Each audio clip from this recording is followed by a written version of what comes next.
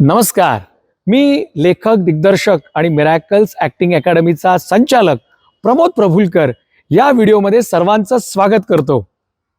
Miracles acting अकॅडमीचे यशस्वी विद्यार्थी नाटक, चित्रपट, टीव्ही ॲड्स, वेब सिरीज, त्याचबरोबर झी मराठी, स्टार प्रवाह, कलर्स मराठी, सन मराठी अशा अनेक चॅनल्सवरती मेन लीड, मीडियम रोल आणि अगदी छोट्या भूमिकांमध्ये पण चमकत आहेत.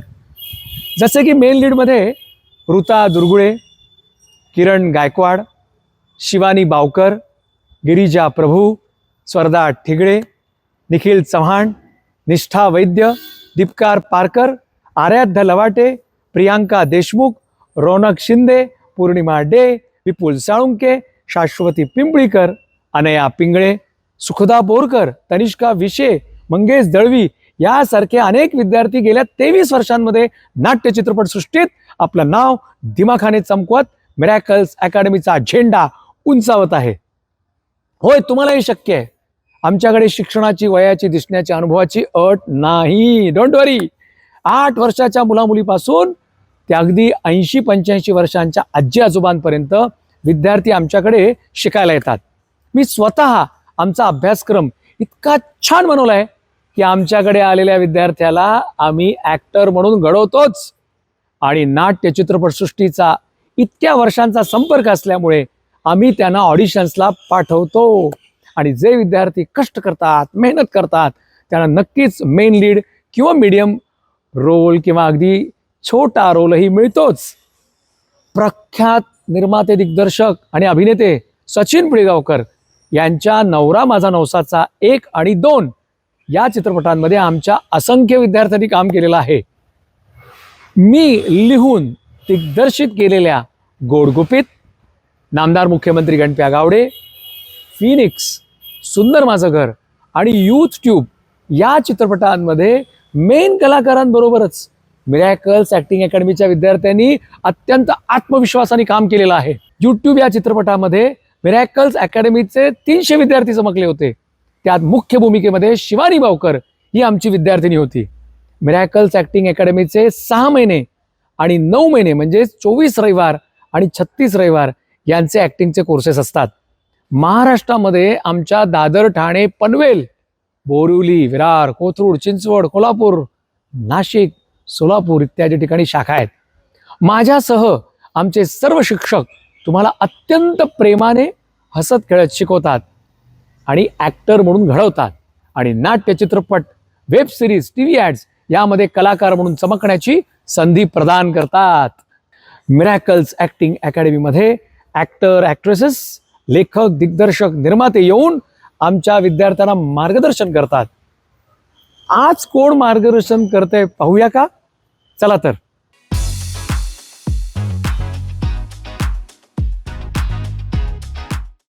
बाहेर अशी ना गर्दी जमलेली असते हां, आणि एक कास्टिंग डायरेक्टर तासाभराने बाहेर येतो.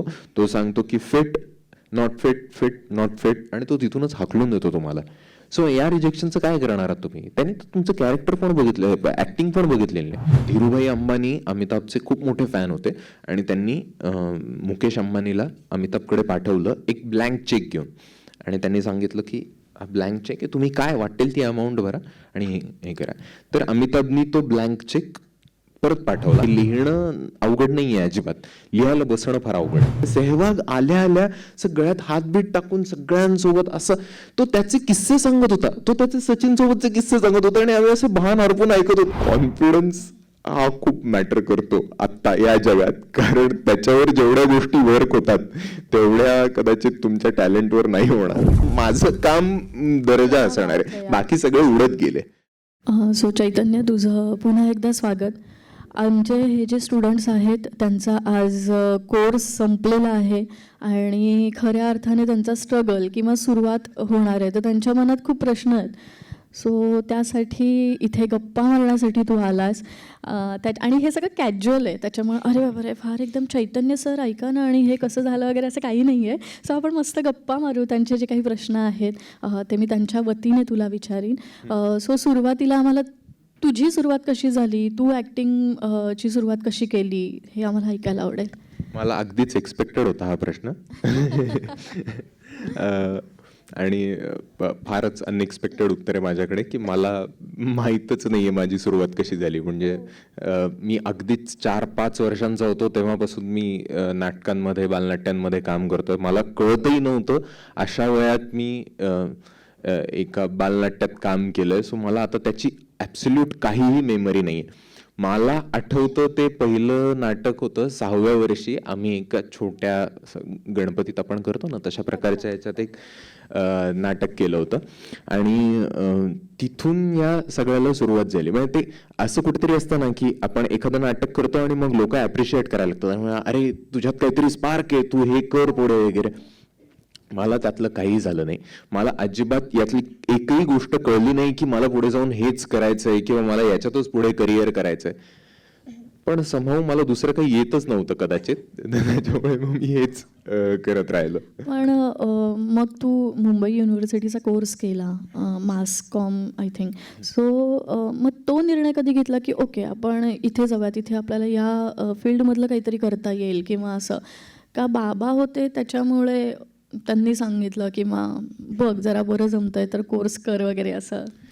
सरप्राइझिंगली बाबा बरीच वर्ष नाटकांमध्ये काम करत होते, त्यांच्याचमुळे मी बालनाट्यांमध्ये काम करायला लागलो होतो.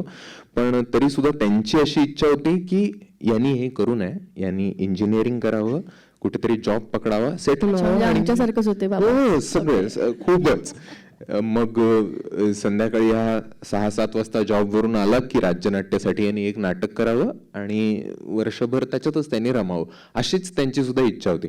10वी नंतर मी 10वी पर्यंत मी औरंगाबादमध्ये होतो, 10वी नंतर पुण्यात आलो आणि 11वी 12वी मी फक्त अभ्यास केला तो एवढ्यासाठी की मला एक चांगलं कॉलेज पाहिजे होतं इंजिनिअरिंगला, जे इंजिनिअरिंग शिकवत असेल की नाही माहिती नाही, पण त्याच्यात नाटक चांगलं करत असतील लोक. सो मोटिव्ह क्लिअर होता. आणि मी 11वी 12वी खूप अभ्यास करून सुद्धा काही फार बरे मार्क नाही पडले. मग मला लक्षात आलं की हा काही आपला पार्ट नाहीये. आणि त्याच्यानंतर मग कुठेतरी ऍडमिशन घ्यायचं म्हणून मी BCA नावाचा कोर्स, खरं तर मी आता लोकांना सांगताना मी सांगतो की मी एक BPK नावाचा कोर्स केलाय पुण्यात. त्याचं नाव आहे बॅचलर इन पुरुषोत्तम करंडक. कारण मी मोजून 8 लेक्चर बसलोय BCAचे, जे पहिल्या 2 दिवसात होते. कारण त्या 2 दिवसात मला कळलं नव्हतं की त्यांचं आर्ट सर्कल कुठे असतं. मला 3ऱ्या दिवशी कळलं आणि त्याच्यानंतर मी हार्डली एक्झाम्सनाच गेलोय फक्त. मला क्लासरूम कुठे होती आमची, 2nd इयर 3rd इयरला कुठे शिफ्ट झाली हेही माहिती नाही. सो तिथून पुढे पिक्चर क्लिअरच होतं की आपल्याला यातच करायचंय. मग ग्रॅज्युएशन झाल्यानंतर ऑब्व्हियसली NSD साठी ट्राय केलं, FTII साठी ट्राय केलं आणि इथे मुंबई युनिव्हर्सिटीत. सो एक कलेक्टिव्ह डिसिजन होता बाबांचा पण माझा पण, पूर्ण फॅमिलीचाच, की जर पुढे काही करायचं असेल या क्षेत्रात तर मुंबई फार बेटर आहे. आणि मग मास्टर इन थिएटर आर्ट्स असा एक वामन केंद्रे कोर्स घेत होते. आताही तो कोर्स चालू आहे, पण आता योगेश सोमण आहेत तिथे.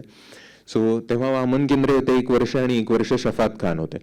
सो कुठेतरी एक बेसिक इन्स्टिंक्टच हे होतं की आता इथून पुढे जर काही करायचंय तर ते याच्यातच करायचंय. सो मग त्या मोटिव्हनीच तिथे ऍडमिशन घेतलं. अच्छा, पण तू लिहितोस, तू असिस्टंट डिरेक्शन केलंय, तू ॲक्टिंग करतो, पण नेमकं काय आहे? किंवा मला लिहिता चांगलं येतं आणि मला त्यात रमायला आवडतं का? ओके, जशी कामं येत गेली, जशा अपॉर्च्युनिटी येत गेल्या, तसं ते काम किंवा तसे ते स्किल डेव्हलप झाले, नक्की काय? मी जेव्हा ऍक्टिंग करायला लागलो ना लहानपणी, तेव्हा माझ्या आजूबाजूची मुलं म्हणायची की तू अभ्यासात काही फार हुशार नाहीयेस, तू ऍक्टिंगमध्येच काम कर, ऍक्टिंगच कर पुढे जाऊन.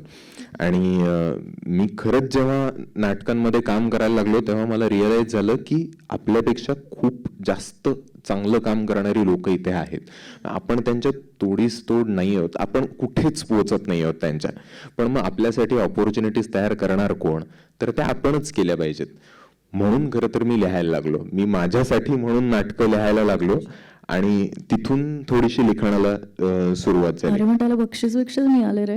हो, ते आम्ही म्हणजे ओके मला लिहायचंय, हां ठीक आहे, पण काय इथपासून सुरुवात असते. सो ओके, मग एकांकिका आणि हे सगळं लिहित गेलास का? करेक्ट. हां, अच्छा, ओके. मग त्याच दरम्यान आणि मग ते असिस्टंट डिरेक्शन आणि हे काय आहे का, हे जरा करून बघूयात. काय होतं नक्की? आता या फील्डमध्ये यायचं तर आपल्याला सगळंच आलं पाहिजे असा एक तो झोन तयार झाला होता की मग लिहायला पण लागलो होतो, थोडंसं काम पण करत होतो, नाटकांमध्ये एकांकिकांमध्ये काम करत होतो. तर मग आता इथून पुढे या फील्ड बद्दल सगळं शिकून घेऊया म्हणून मग एक चंद्रकांत कुलकर्णी म्हणून आपल्याकडे फारच नावाजलेले आणि मोठे डिरेक्टर आहेत, ते एक फिल्म करत होते. तर मग मी त्यांना अप्रोच झालो, त्यांना म्हणालो की अगदीच मला शिकायचंय म्हणून मी सेटवर थांबतो.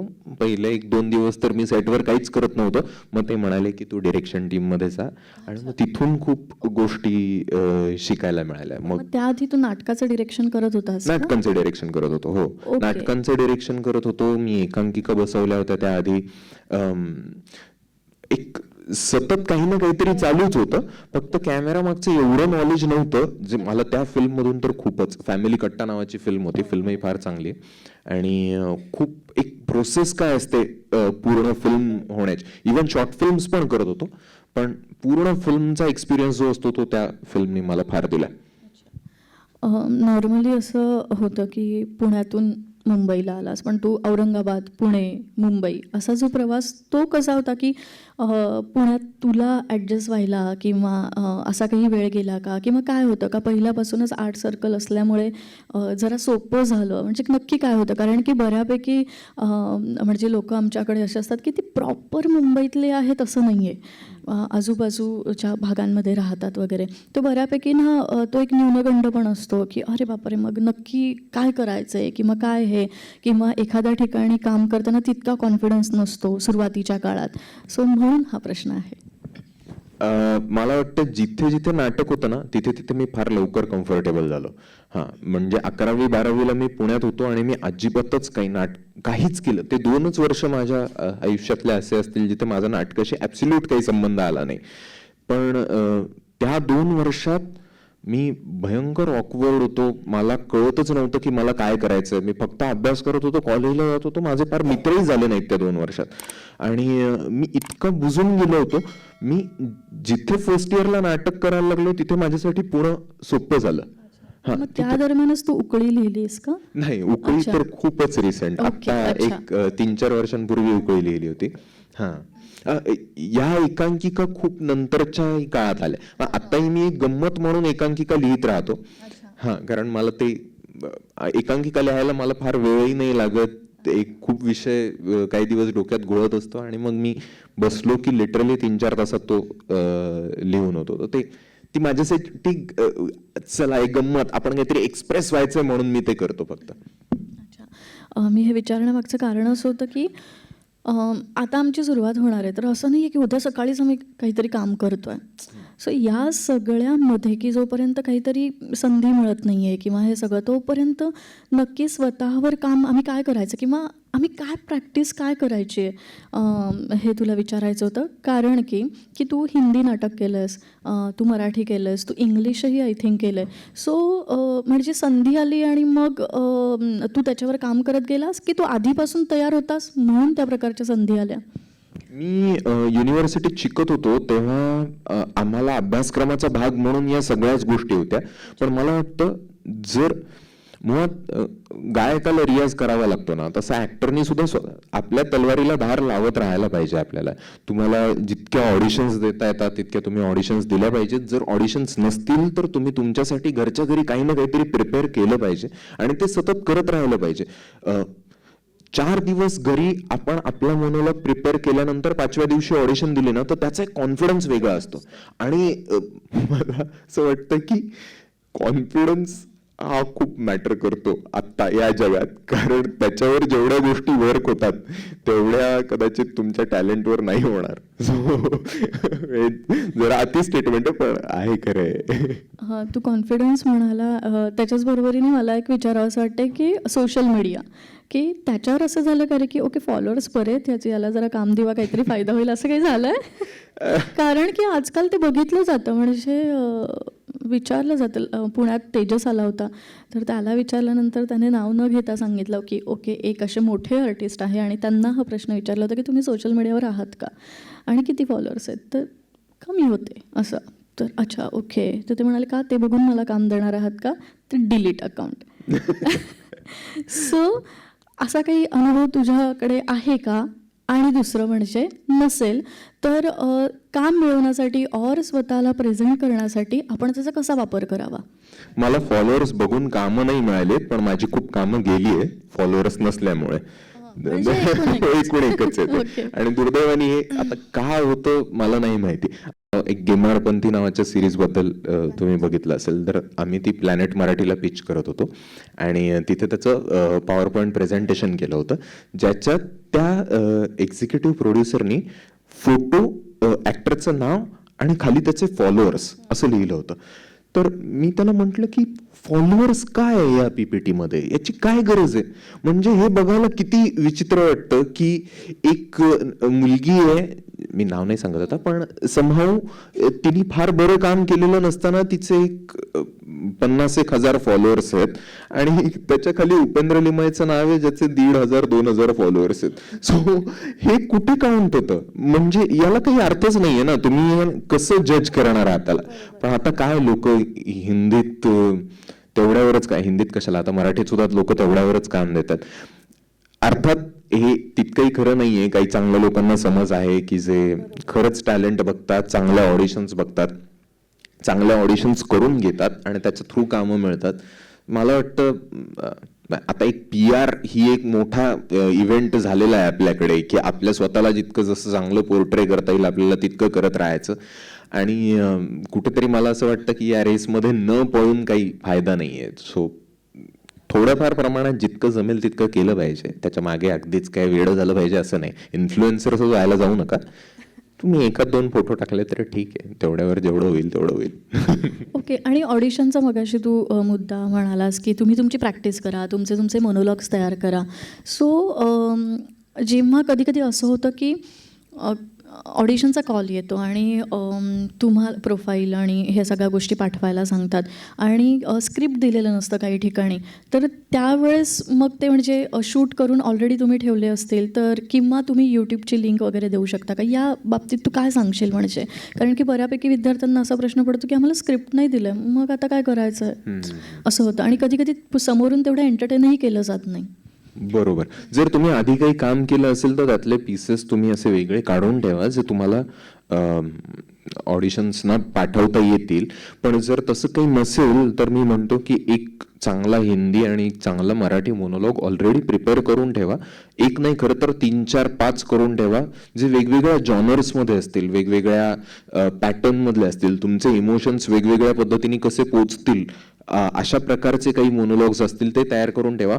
जेणेकरून आता खूप ठिकाणी असं होतं की इंट्रो द्या फक्त ऑडिशनला आणि मग आम्ही त्याच्यावरून बघू तुम्हाला पुढे बोलवायचं की नाही बोलवायचं.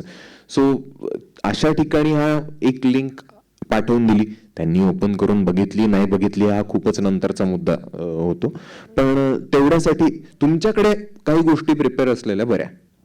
अच्छा, ओके, थँक्यू. दुसरं म्हणजे हिंदीमध्ये कशी सुरुवात झाली तुझी? सिनेमा असेल किंवा वेब सिरीज असेल तर ते काय म्हणजे का ओके अशी अपॉर्च्युनिटी आली आणि मी प्रोफाईल सेंड केलं होतं आणि मग नक्की काय? मी एक सिनेमा करत होतो लीड म्हणून आणि तो कधीच रिलीज झाला नाही. मला आता बरंही वाटतं की तो रिलीज झाला नाही. पण ते एक असतं ना की आता आपला सिनेमा येणार आहे आणि आता झालं, आता आपल्याला काही मागे वळून बघायची गरजच नाही, या नोट लावतो मी. आणि मला एक फोन आला, मी कुठे अंधेरीतून कुठेतरी रिक्षात जात होतो आणि मला एक फोन आला. हा किस्सा मी मुद्दाम थोडासा मोठा किस्सा आहे पण मी सांगतो, मजेशीर किस्सा आहे.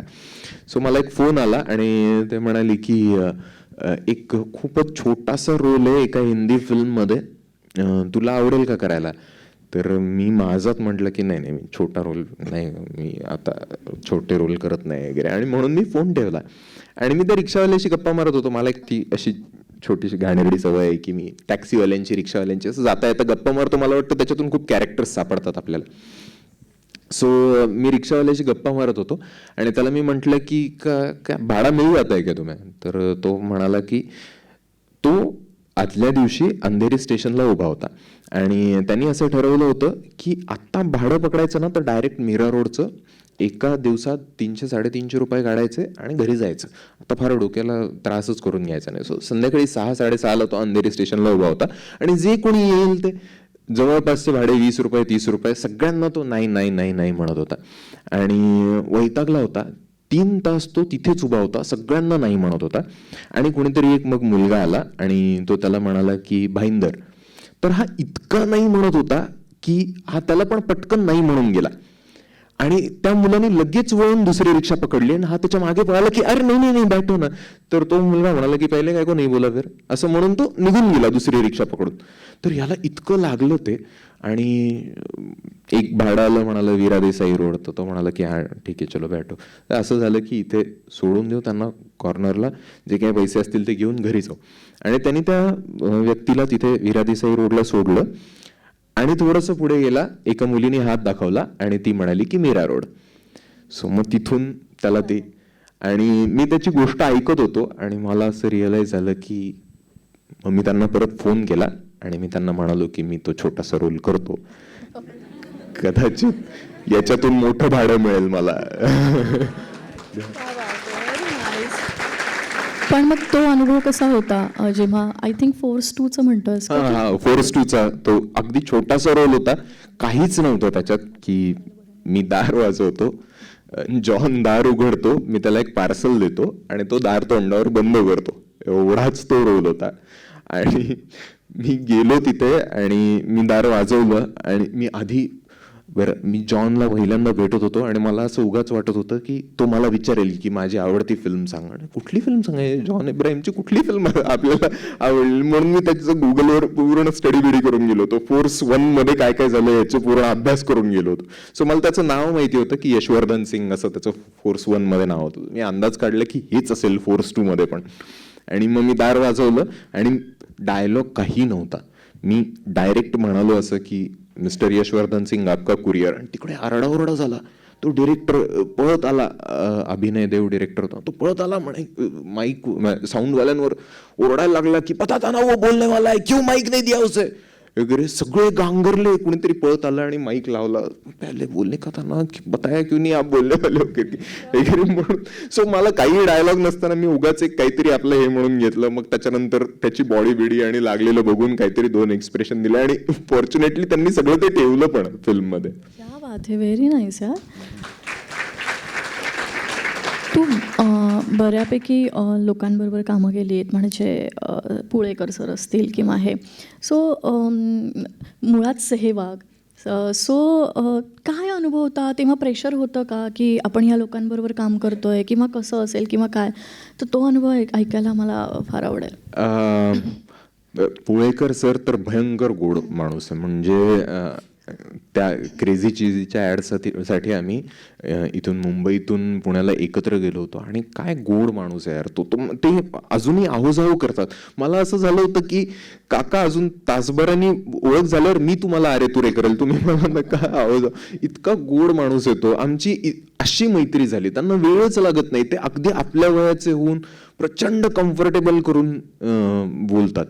आणि याच्यापेक्षा म्हणजे कमाल एक्झाम्पल तर काही असूच शकत नाही. सेहवाग आल्या आल्या सगळ्यात हातबीट टाकून सगळ्यांसोबत असं तो त्याचे किस्से सांगत होता. तो त्याचे सचिन सोबतचे किस्से सांगत होता आणि आम्ही असं भान हरपून ऐकत होतो की वीरेंद्र सेहवाग आपल्याला काय किस्से सांगतोय इतक्या नोटला.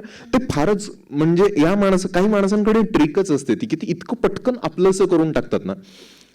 याच्याच अगदी ऑपोजिट एक एक्झाम्पल सांगतो मी. आता नाव नाही सांगत त्या ऍक्टरचं, खूपच मोठ्या ऍक्ट्रेस आहेत त्या. पण त्या एक चकार शब्दांनी बोलल्या नाही, त्या त्यांचं काम करत बसल्या होत्या. आणि आम्ही जेव्हा सीनला उभे राहिलो तेव्हा त्यांनी जे काही केलं त्याच्यामुळे इतका फ्लॉलेस सीन झाला.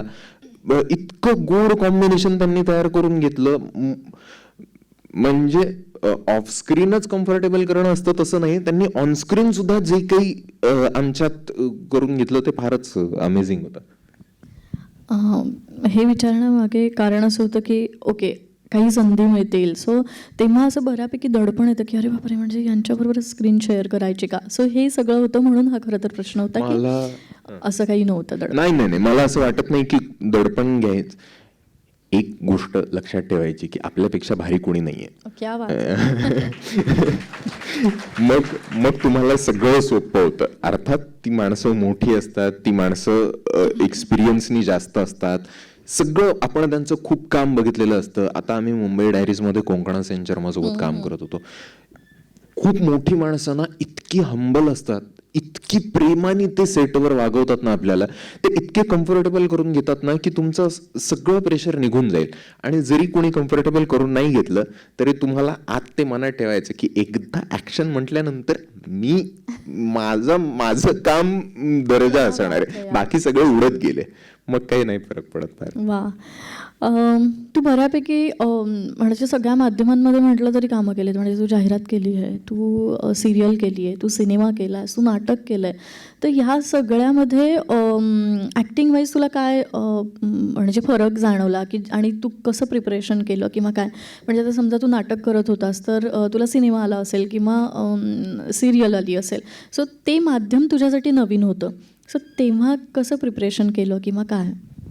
मला असं वाटतं की थोडंसं कॅमेराला कम्फर्टेबल व्हायला आपल्याला वेळ लागतो. त्यांना एक्झॅक्टली किती द्यायचं आहे आणि काय द्यायचं हे समजायला थोडासा वेळ लागतो. स्पेशली सिरियल असेल तर तिथे तर तुम्हाला ओव्हरऑल सगळ्याच सिनेमाला तुम्हाला वेळ दिला जातो, सिरीजला तुम्हाला वेळ दिला जातो. ते सांगतात की आपण हे निवांत करू, तू तुझ्या त्या फील्डमध्ये जा, मूडमध्ये जा आणि मग करू. पण सिरियलला असं नाही होत. त्यांना मिनटं काढायची असतात, ते सगळे घाईघाईत सगळं करत असतात. मला एक या सगळ्या मीडियममध्ये कॉमन गोष्ट वाटते ती म्हणजे इमोशन्स. तुम्ही जर त्यावेळी तिथे असाल ना तर मग तुम्ही लाऊड करताय, तुम्ही सेटल करताय, तुम्ही किती जास्त काही फरक पडत नाही. तुम्ही जितकं कन्व्हिक्शननी कुठल्याही मीडियममध्ये चांगलं काम केलं ना तर मग या कशातच काहीच फरक नाहीये. मग तुम्हाला तुमचं जितकं आतून आणि खरं येतंय ना काम तितकंच मॅटर करतं. बाकी हे सगळं मग यात आपण वेगळं करूया आणि यात वेगळं करूया. अर्थात फरक आहेच आहे. नाटकाला जो आवाज लावावा लागतो तो सिरियलला किंवा सिनेमाला लावून चालणार नाहीच तुम्हाला. पण तरी सुद्धा आता नाटकं सुद्धा बदलत आहेत, आता नाटकं सुद्धा खूप सेटल होत आहेत, आता नाटकात सुद्धा लेपल लावून लोक काम करतायत. सो एक ओव्हरऑलच थोडंसं या मधल्या काळात आपल्याकडे आलेल्या चांगल्या काही डिरेक्टर्सनी ओव्हरऑलच सगळंच सेटल करून टाकलेलं आहे. एक चांगली परंपरा आणलेली आहे आपल्याकडे. तर त्याचा या हळूहळू शिरकाव सगळीकडेच होतोय. सो मला वाटतं अजून पुढे काही 10 वर्षांनी तर या सगळ्यामध्ये काही फरक उरणारच नाहीये. तुला आत्ता एक रिसेंटली एक पुरस्कार मिळाला, त्याबद्दल आम्हाला ऐकायला आवडेल आणि ज्यांना माहीत नाही आहे त्यांनाही ते कळेल. सो त्या संदर्भात काहीतरी सांग ना की ते कशी प्रोसेस होती आणि काय होतं? एक महाराष्ट्र फाउंडेशन नावाची अमेरिकेची संस्था आहे. फारच मोठी संस्था आहे ती आणि ते दर 2 वर्षांनी एका प्रोग्रेसिव्ह नाटककाराला पुरस्कार देतात. सो आता हे समाजकार्यातले 4 पुरस्कार आणि साहित्यातले 4 पुरस्कार असं असतं. समाजकार्यात वेगवेगळं काम केलेल्या लोकांना, साहित्यात एका कादंबरीला देतात, नाटकाला देतात, कथासंग्रहाला देतात, कविता संग्रहाला देतात. सो काही दिवसांपूर्वी प्राजक्त देशमुख, तुम्हाला माहितीच असेल सगळ्यांना. सो प्राजक्त देशमुख नावाचा एक आपल्याकडे फार चांगला लेखक आहे, लेखक दिग्दर्शक अभिनेता पण आहे. तर त्यांनी माझ्याकडनं उकळी आणि रविवार डायरीजची स्क्रिप्ट मागवून घेतली होती. कशासाठी काही मला काहीच आयडिया नव्हती. आणि ती संस्था बेसिकली काम असं करते की ते मराठीत काम करणाऱ्या काही नावाजलेल्या मंडळींना सांगतात की तुम्ही नवीन लेखकांकडून, चांगल्या लिहिणाऱ्या लोकांकडून स्क्रिप्ट मागवून घ्या. त्या आम्ही त्याच्यावर व्यवस्थित राईटअप बेटअप पाठवून त्या अमेरिकेला पाठवतात. त्याच्यातून मग ज्युरी मेंबर्स ते सिलेक्ट करतात की कोणाला पुरस्कार द्यायचा. तर या नाटककाराला जो मिळतो त्या पुरस्काराचं नाव असतं राशम दातार पुरस्कार. आत्तापर्यंत खूपच मोठ्या मोठ्या लोकांना हा पुरस्कार मिळालेला आहे. जसं की अतुल पेठे असतील, दत्ता पाटील असतील, शफात खान असतील, किरण यज्ञोपवीत असतील. अगदीच खूप वर्षांपूर्वी पु ल देशपांडेंना हा पुरस्कार मिळालेला आहे. सो आत्ता यावर्षी तो मला मिळाला आणि मला माहिती नाहीये पण मी ती जी लिस्ट पाहिली त्यात मला असं वाटतं की मी सगळ्यात यंगेस्ट आहे. आणि तरी हा माणूस म्हणतो की त्याला जेव्हा गेस्ट म्हणून येशील का असं विचारल्यावर की मी इतकं काही नाही केलं की मला तुम्ही गेस्ट म्हणून बोलवताय. सो आय थिंक हा साधेपणा मे बी सरांकडून किंवा इतर मोठ्या लोकांबरोबर आपण काम करतो त्यातून तो आलाय असावा. ओके. दुसरं म्हणजे तू सिरियल केल्यात किंवा हे, तर एवढं फिट कसं काय राहता येतं म्हणजे हे सगळं करताना? आणि आपल्याकडे हिरो इमेज आपण आहोत, त्यामुळे आपल्याला फिटनेस आणि या सगळ्या गोष्टींकडे लक्ष द्यायला हवं. तर तुला कसा वेळ मिळतो? लिहितोस पण, ॲक्टिंग पण करतोस, हे काय म्हणजे? मी अजिबातच मल्टीटास्किंग मधला माणूस, मला जमतच नाही 4 गोष्टी एका वेळी करायला. आणि तरी सुद्धा मला सगळं करायचं आहे आयुष्यात. म्हणजे हे म्हणता यायला हवं ना, मला जमतच नाही पण करायचं सगळं. सगळं करायचं हे खरं आहे. म्हणजे मी आता लिहितोय पण, सिरियल चालूच आहे, नाटक पण करतोय आणि आता एक नवीन नाटक बसवणार पण आहे. सो पण तरी मल्टीटास्किंग नाही. तरी मल्टीटास्किंग जमत नाही मला. एका वेळी 4 गोष्टी अजिबातच जमत नाही. पण तरी मी आता गेल्या काही वर्षात थोडंसं ठरवून घेतलंय की सकाळी लवकर उठायचंच आणि जिमला जायचंच. कारण मला वाटतं ते फक्त फिट राहण्यासाठी किंवा बॉडी करण्यासाठीच नाहीये. ते वर्कआउट करणं इथे खूप जास्त वर्क होतं. तुम्ही इथून जे प्रॉडक्टिव्ह होता ना, ते खूप जास्त मॅटर करतं. म्हणजे मला नाही वाटत की सगळ्यांनी ॲप्स घेऊनच फिरायला पाहिजे, पण मला वाटतं की आपल्या फिटनेसकडे लक्ष द्यायलाच पाहिजे. ते लागू म्हणतात ना की an actor is an athlete philosopher.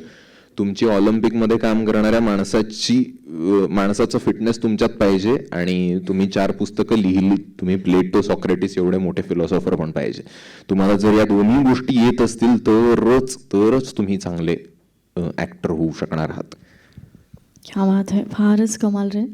असं मला भारावून गेल्यासारखं झालंय की पुढे काही सुचे ना. तू पहिल्यापासूनच खूप वाचन आणि असं सगळं आहे का तुझं? म्हणजे मग त्याच्यामुळे लिखाणाला मदत झाली किंवा काय, असं काही नाही? हो, बाबा लिहित होते थोडंफार आधीपासून. माझ्या जन्मानंतर तर ते खूपच लिहायला लागले. बालनाट्य सुद्धा लिहित होते, नाटकं सुद्धा लिहित होते. तर त्याच्यामुळे आमच्या घरी पुस्तकांचा खच पडलेला होता आणि लहानपणापासून मी वाचत होतोच बऱ्यापैकी. त्याच्याचमुळे कुठेतरी असं झालं की आपण आता लिहायला पण लागूया आणि मग त्याच्यात उतरून बघूया, म्हणूनही कदाचित झालं असेल. पण मला असं वाटतं की ओव्हरऑलच वाचन तुमच्या या काही गोष्टी आहेत ना, या झाल्याच पाहिजे. तुम्ही चांगलं बघितलं पाहिजे, तुम्ही चांगलं ग्रहण केलंच पाहिजे, तुम्ही चांगलं बघितलं पाहिजे, चांगलं वाचलं पाहिजे, चांगल्या लोकांना भेटलं पाहिजे. जी लोक तुम्हाला सतत काहीतरी शिकवत असतील त्यांच्यासोबत तुम्ही राहिलं पाहिजे, मोठ्या लोकांसोबत राहिलं पाहिजे, जेणेकरून तुमच्यावर काहीतरी कोणाचा तरी इन्फ्लुएन्स येत राहील. 4 चांगल्या माणसांकडनं जितक्या चांगल्या गोष्टी कळतील तितकं तुम्हाला जास्त फायदा होणार आहे. नाहीतर आपल्याकडे अशी खूप लोक आहेत जी 10-10 वर्ष एकांकिका स्पर्धाच करत राहतात. सो मला वाटतं चांगल्या ॲक्टर्सनी, चांगल्या कलाकारांनी तरी या सगळ्या सर्कलमधून लवकर बाहेर पडलं पाहिजे. वा. दुसरं म्हणजे तू नाटक बसवतो किंवा हे सगळं, जसं तू म्हणाला मी एका नाटकावर सुद्धा काम करतोय, तर तिथे नवोदितांचा काही विचार होतो की नाही? म्हणजे असा आम्हाला 0.5% तरी चान्स असू शकतो, असा विचार करायचा की नाही आम्ही?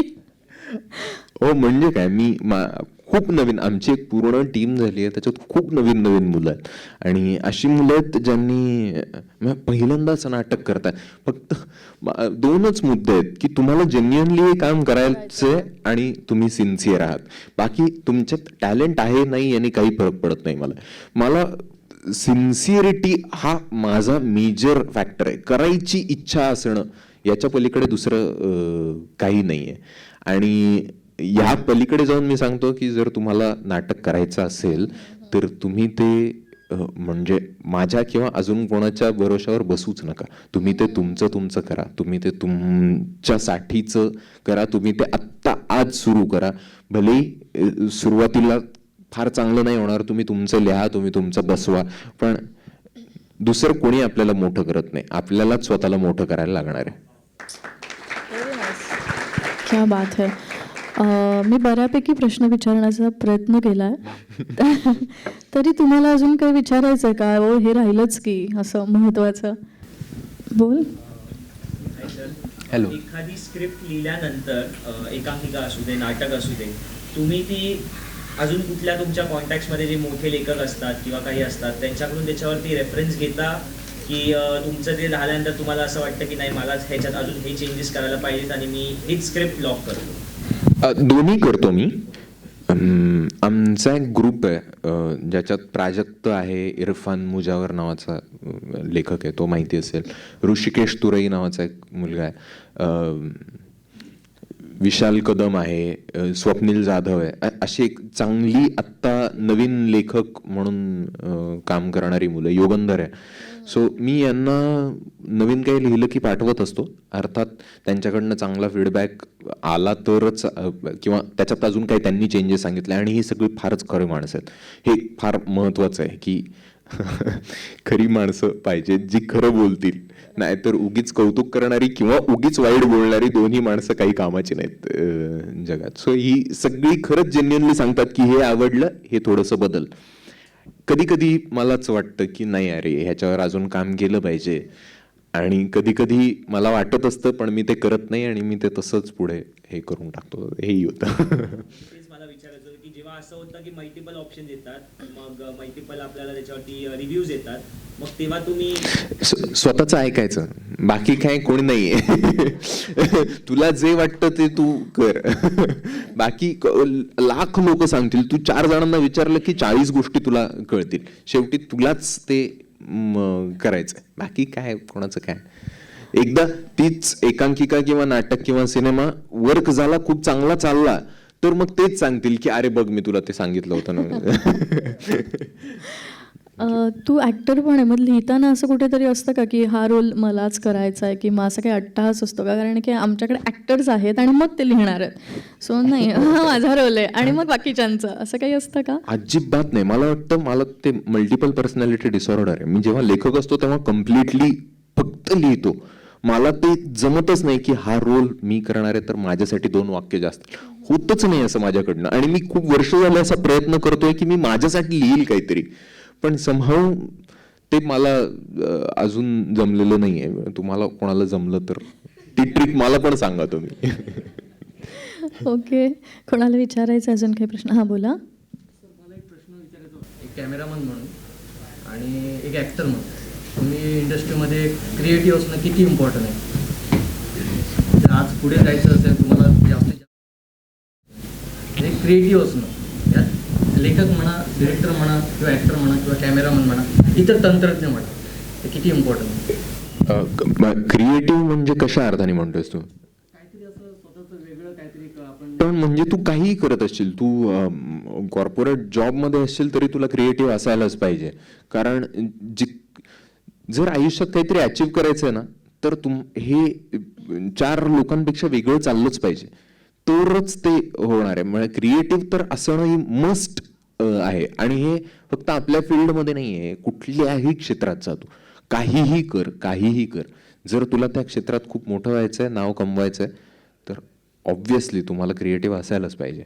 याला काही ऑप्शनच नाही आहे. म्हणजे एकदा कॅमेरा चालू झाला, आपल्याला माहिती आहे की आपण चांगलं करणार, बट सपोज एखाद्या वेळेस आपल्या मनात जे व्हिज्युअल आपण ठरवून आहे की हा मी असं असं करणार आहे, असा डायलॉग मी घेणार आहे, but once the camera start तुमच्याकडून जर ते झालंच नाही तर?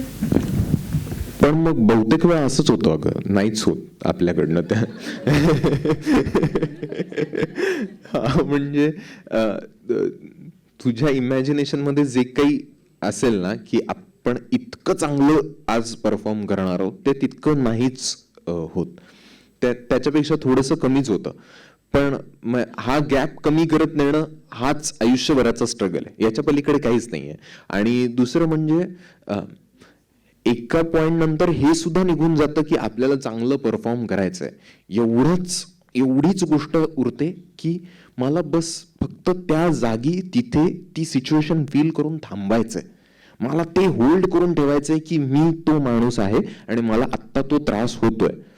एवढं जरी, तेही मी असं म्हणत नाही ते इतकं ताणलेल्या रबर बँड सारखं असतं ना की कधीही सुटेल या नोटला असतं, पण मग ते सुटलं की परत ताणायचं. आणि शक्यतो प्रयत्न करत राहायचा की तिथल्या तिथे आपण परत आपल्या सेल्फमध्ये येतो, मग परत तिथपर्यंत जाण्याचा प्रयत्न करत राहायचा. हाच एक पॉइंट आहे. म्हणजे चांगलं परफॉर्म करायचंय, चांगलं काहीतरी करू असं म्हणून नाहीच होणार ते खूप चांगलं. आपण प्रेक्षकांना त्याच्यातून किती चांगलं आउटपुट देऊ शकू याचा जर विचार होत राहिला तर ते जास्त ते खूप चांगलं होईल, म्हणजे तुझ्या एक्सपेक्टेशन्स पेक्षा जास्त चांगलं होईल. काय होतं ना, मनात इतके प्रश्न असतात ना, आणि असं वाटत असतं की म्हणजे पुण्याच्या इंटरव्ह्यूला असं झालं की एकाने विचारलं की मला ना फार भीती वाटते म्हणजे की ऑडिशन देताना किंवा हे, तर ते मग तेजस म्हणाले इट्स नॉर्मल, मलाही वाटते. तर त्यांना इतकं बरं वाटलं, अच्छा हो का, मग ठीक आहे, हे नॉर्मल आहे. सो आधी आपण ते ॲक्सेप्ट करायला हवं असं मला वाटतं की हे जे काही होतं हे नॉर्मल आहे. मलाच काहीतरी वेगळं होतं आणि मग हे जमतच नाही आहे, हे आधी जरा दर प्रयोगाच्या आधी पोटात गोळा येतो आणि तो यावाच मला वाटतं. त्याच्यापेक्षा नाही, त्याच्याशिवाय नाहीच चांगलं काम होणार. दर ऑडिशनला एक हार्टबीट फास्ट होतात, घाम फुटतो आणि तो खूप नॉर्मल येते. तुम्हाला जर असं वाटलं की तुम्हाला एक 40 लोक बघणार आहेत आता आणि तुम्हाला त्यांच्या एक्सपेक्टेशन्स प्रमाणे काम करायचंय, तर हे खूपच नॉर्मल आहे, हे होणारच आहे. एवढंच आहे की एक्सपिरियन्स जसं जसं येत जाईल तसं तसं तुम्हाला त्या भीतीची सवय होत जाते, तुम्ही कम्फर्टेबल होत जाता त्या भीतीची. तुम्हाला माहिती असतं की हे होणार आहे हे, आणि ते व्हावंच थोड्याफार प्रमाणात, पण तुम्ही ते ऍक्सेप्ट करायला शिकता. एवढाच तो मुद्दा आहे, याच्या पलीकडे काही नाहीये.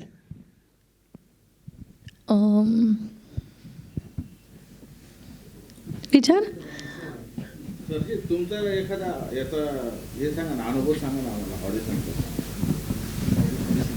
कारण मी ज्यावेळेस जातो ना, माझ्याकडनं डायलॉग वाटत होत नाही.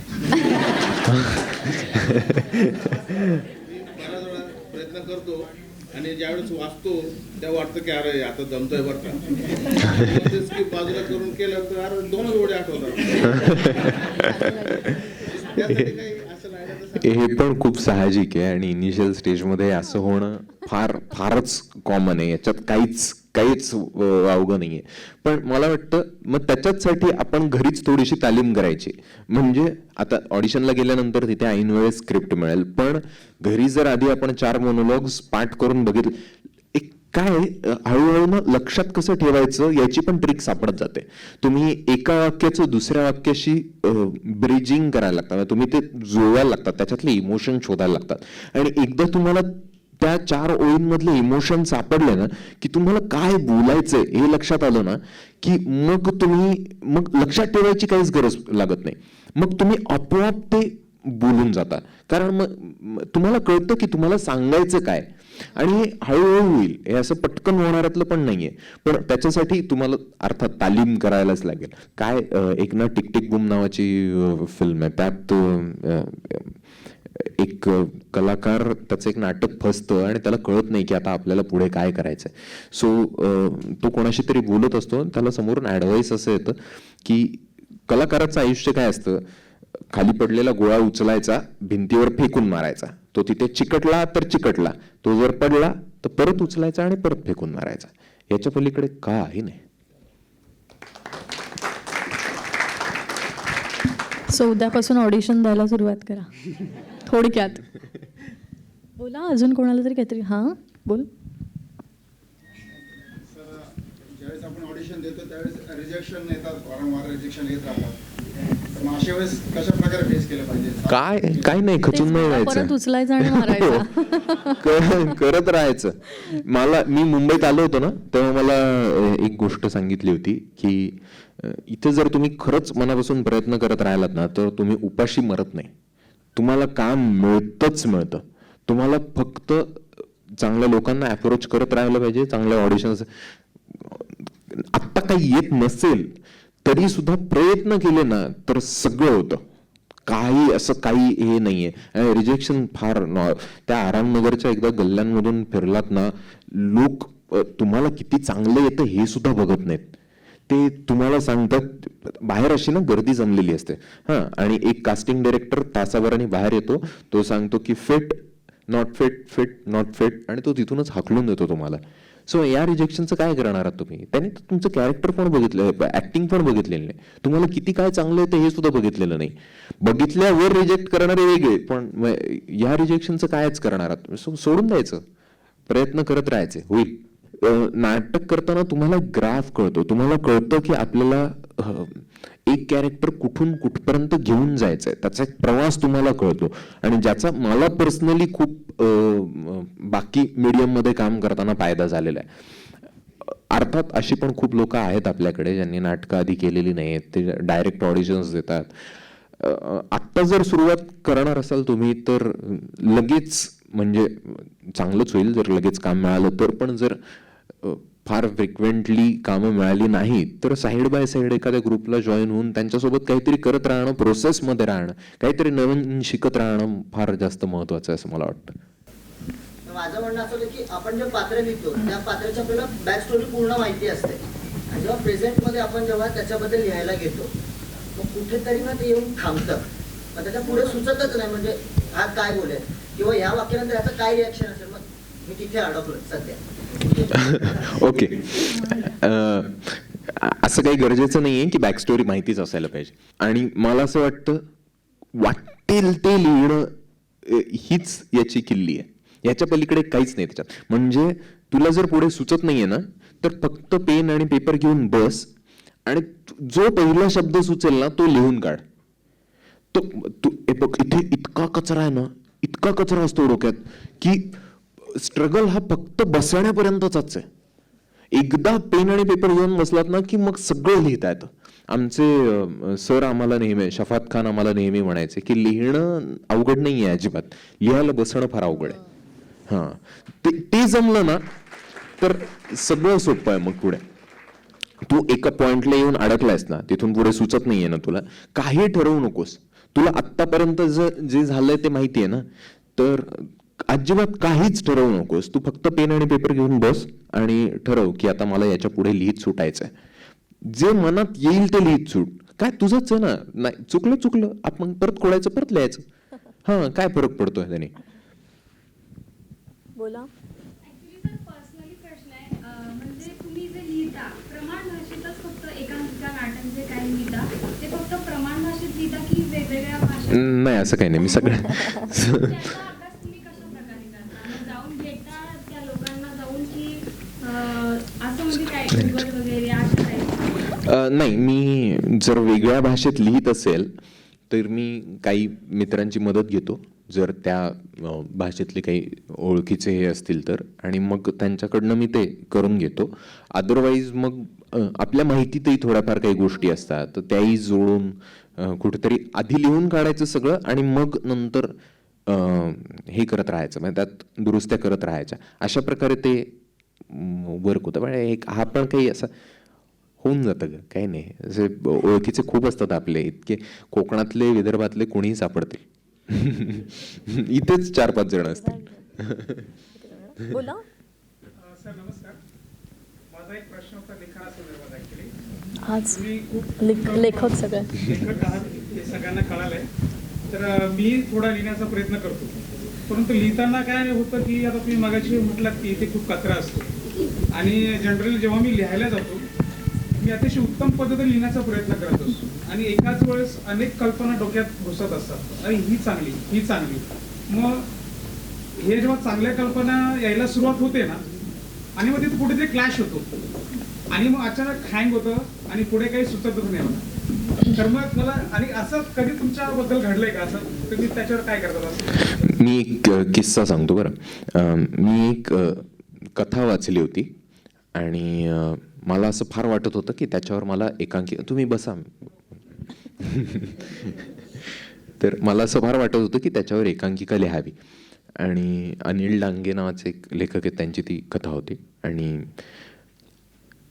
ती म्हणजे इतकी पर्सनल कथा वाटत होती मला की मी ती एकांकिका लिहिली. आणि मी असं ठरवलं की काय होतं, आपण जेव्हा पहिल्यांदा लिहायला लागतो ना तेव्हा आपल्याला असं वाटायला लागतं की एक छान कोरा मस्त पेपर असावा, त्याच्यावर फार सुवाच्य अक्षर यावं माझं, आणि अगदी म्हणजे प्रिंट केल्यासारखं सगळं छान लिहून व्हावं. पहिल्या 10 मिनिटात जेव्हा अक्षर गडबडायला लागतं ना तिथे सगळा मूड जातो. सो ठरवून घाणेरडा कागद घ्या आणि वाटेल तशा अक्षरात लिहा. अजिबात हा विचार करू नका की मला चांगलं लिहायचंय. काही नसतं चांगलं, की आपल्याला खूप काहीतरी ब्रिलियंट लिहायचं असं नाहीच, असं नसतंच ते. आपण इतकं खरेपणाने आणि पर्सनल लिहायचं ना की कोणाला दाखवायची लाज वाटली पाहिजे. मी ती कथा कोणालाच, एकांकिका कोणालाच नाही दाखवली कधीच. आणि मग ते कागद कधीतरी घरी सापडले आणि मग बाबांनी, अरे केवढं चांगलं झालंय, मला लाज वाटायची त्या एकांकिकेची, ती कधी प्रयोगही नाही झालं त्याचं. कारण ते इतकं पर्सनल होऊन जातं ना आपलं, ते इतकं आतलं होऊन जातं ना की असं वाटतं की हे कोणी करू नये, हे मी लिहिलंय असं नको बाबा सांगायला, कारण लोकांना वाटेल की हा याचा पर्सनल एक्सपिरियन्स आहे आणि मग लोक माझ्याकडे कशा दृष्टीने बघतील. तर तितकं जर पर्सनल झालं ना ते, तरच ते खरं आहे. नंतर इव्हेंच्युअली तुम्हाला कळत जाईल की हे खूप पर्सनल आहे, पण ठीक आहे मी हे शेअर करू शकतो, आणि हळूहळू मग तुम्ही सगळ्याच गोष्टी शेअर करायला लागाल. पण तो जो थॉट आहे ना की मी आता खूप छान लिहितो काहीतरी, मी आता खूप चांगलं काहीतरी, डायरीज आणतो उद्यापासून असं आणि मग नवीन पेन आणि वाटेल ते लिहिणं म्हणजेच लिहिणं आहे. फक्त लिहिलं पाहिजे, ते क्राफ्ट कळत जाईल, काय विषय निवडायचे हे कळत जाईल, कशा दृष्टीने लिहायचंय, 4 जणांपेक्षा कसं वेगळं लिहायचं कळत जाईल, सगळं कळत जाईल. एकांकिकांचा फॉर्मॅट कळत जाईल, सिनेमाचा फॉर्मॅट कळत जाईल, सगळं कळत जाईल. पण आत्ता या स्टेजला तरी जे सुचेल ते लिहिणं, एवढी एकच किल्ली आहे त्याची. बोला. सर, मी तुमच्या एकांकिका पाहिल्यात, इंट्रोगेशन असेल, ठसका असेल, उकळी असेल, तर त्यामधले जे कॅरेक्टर्स आहेत ते तुमच्या रिअल लाईफमध्ये तुम्हाला भेटले किंवा तुम्ही यांना बघितलंय, तुम्हाला त्यांचा एक्सपिरियन्स आलाय की तुम्हाला फ्रिक्शन म्हणून सुचलेलं एकांकिका? इंटरोगेशन मी थोडंसं सांगतो, बाकीच्यांना माहिती नसेल म्हणून. एका म्हाताऱ्या खूप काम केलेल्या माणसाकडे एक मुलगा येतो आणि तो म्हणतो की ही मी लिहिलेलं नवीन नाटक आहे, आणि तो म्हातारा त्याला खूपच हाडतोड करत असेल, तुम्हाला काही येत नाही वगैरे.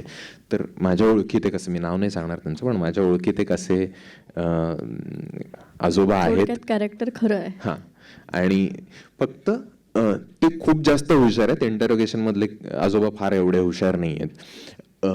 ठसका ही थोडीशी पर्सनल अनुभवातून आलेली आहे. पण उकळीचा मी उकळीचा एक किस्सा सांगतो. असं म्हणतात ना की मधल्या काळात अमिताभ खूपच खचला होता आणि बँकरप्ट झाला होता, आणि ती AB कॉर्प पूर्ण बुडाली होती, कर्जात होता तो. तर धीरूभाई अंबानी अमिताभचे खूप मोठे फॅन होते, आणि त्यांनी मुकेश अंबानीला अमिताभकडे पाठवलं एक ब्लँक चेक घेऊन, आणि त्यांनी सांगितलं की हा ब्लँक चेक आहे, तुम्ही काय वाटेल ती अमाऊंट भरा आणि हे करा. तर अमिताभनी तो ब्लँक चेक परत पाठवला, आणि तो म्हणाला की नाही, मी माझा उभा राहीन, मी जेव्हा जेव्हा जसं मला जमेल तसं उभं राहीन, पण मी माझ्या मेहनतीवर सगळं करेन.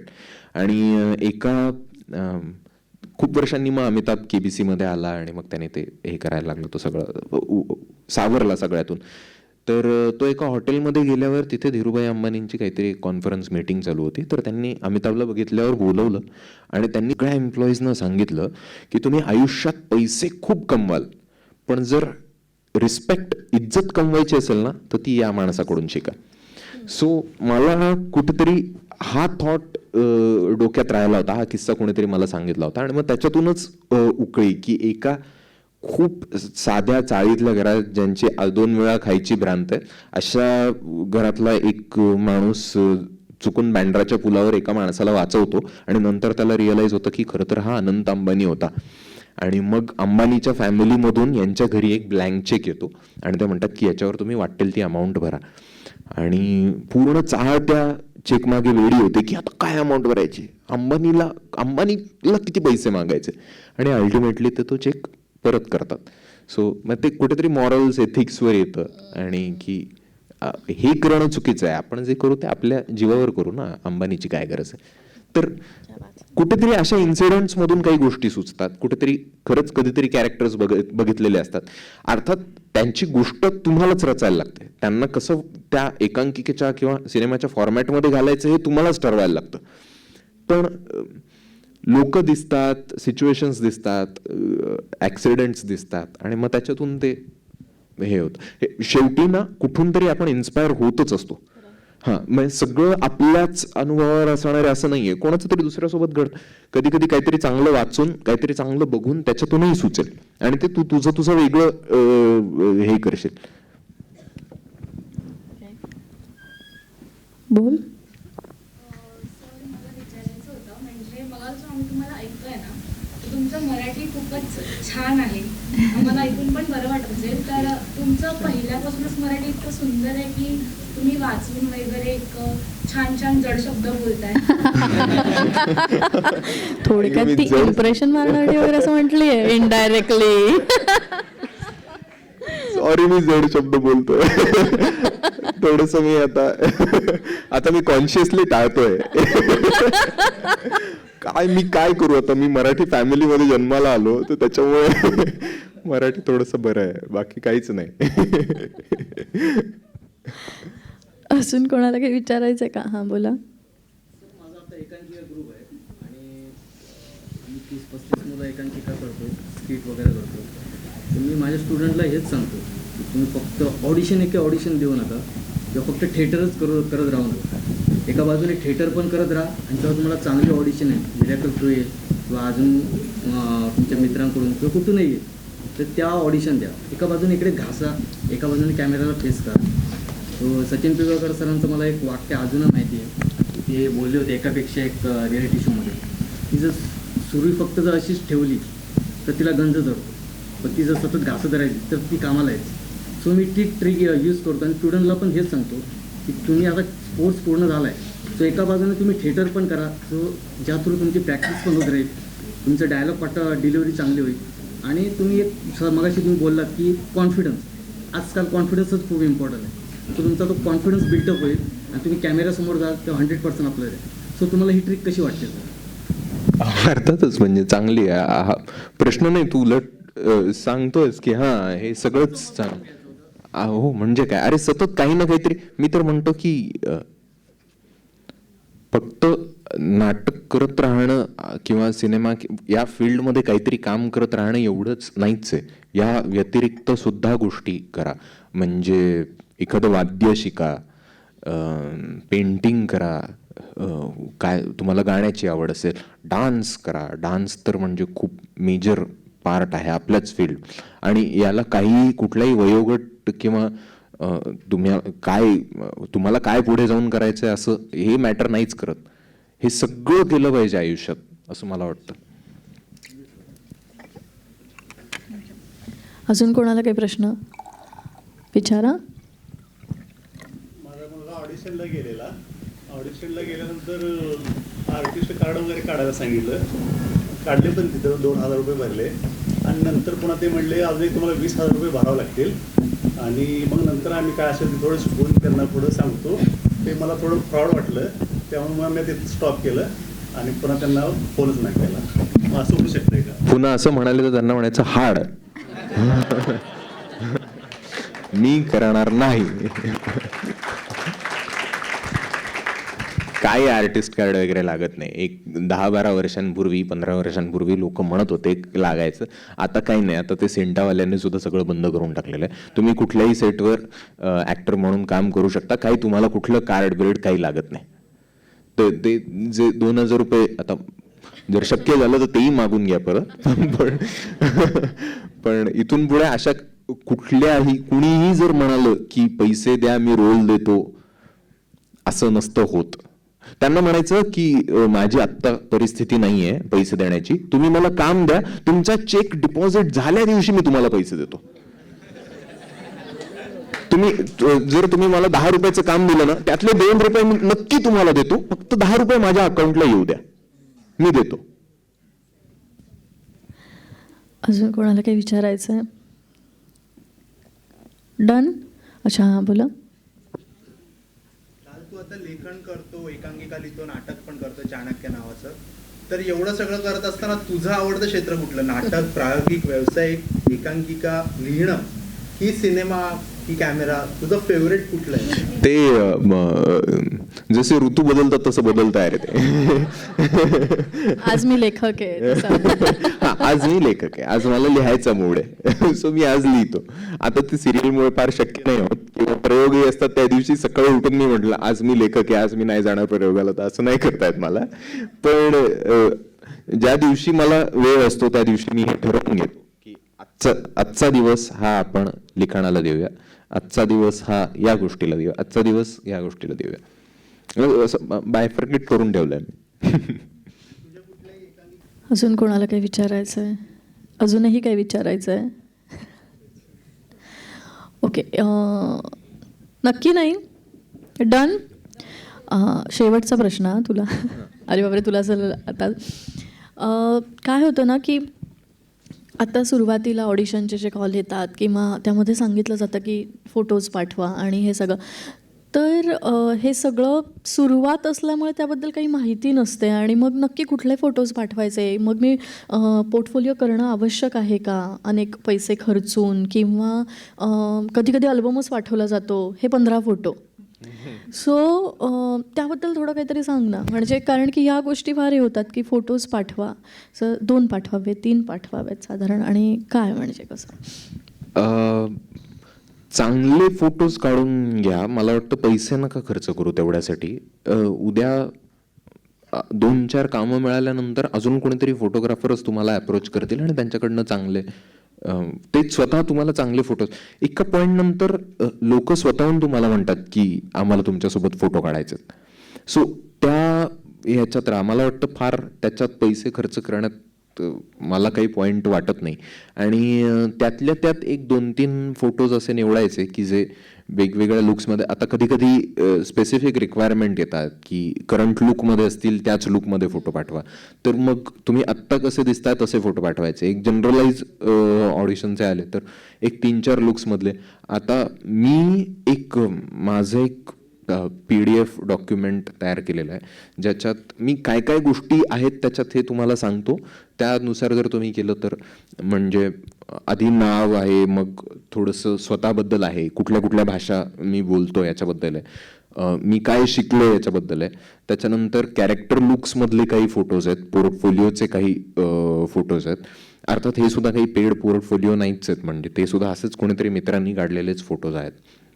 त्याच्यानंतर माझी थोडीशी माहिती आहे की काय स्किन कलर असेल, केसांचा कलर असेल, जे काही असेल ते, आणि मग एक्सपिरियन्स आहे.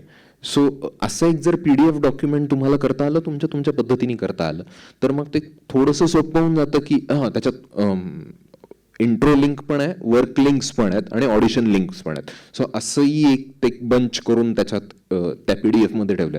सो असं एक पूर्ण पॅकेजेस तुम्हाला जर त्यांना पाठवून देता आलं तर मग ते समोरच्याला सगळीच क्लॅरिटी येते की या माणसाने काय काय केलेलं आहे आधी, आणि ते जरा जास्त सोपं होऊन जातं समोरच्यासाठी. अर्थात याच्यावरही तुम्हाला 2-3 फोटोज पाठवायला लागतात, 3-4 फोटोज. एक फार मेसेज आला की फोटोज पाठवा म्हणजे त्याचा एक मोबाईल अर्धा तास टांग टांग टांग वाजत राहायला पाहिजे असं नका करू.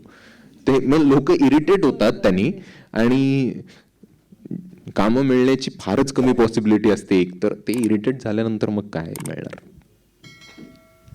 ओके, सगळ्यांचे प्रश्न झाले. चैतन्य, थँक्यू सो मच, तू आम्हाला इतकी छान माहिती दिली.